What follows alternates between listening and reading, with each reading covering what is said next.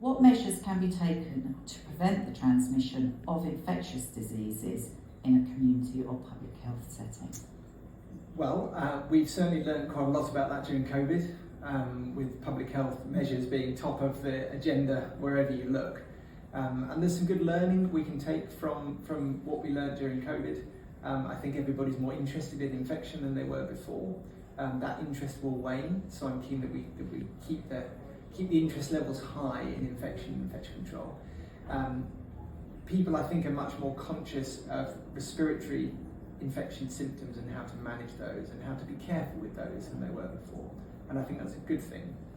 But what we've certainly observed is that people are much less careful with other symptoms of infectious disease in a community setting, especially gastrointestinal diseases. So I think a key piece of advice in terms of preventing community transmission is look at what symptoms we have and manage those carefully. So if you have gastrointestinal infection with you and your family, it can spread very quickly. You can introduce it to other settings like schools and health and care settings.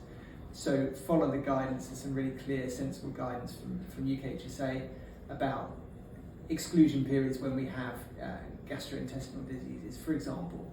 So I think careful management of symptoms is one key bit of advice for people living in the community. I mean, people live in the community, that's all of us. We all live in the community. So wherever we work, we're all part of the community as well, aren't we? And I think the second major area that we can give advice is around hygiene.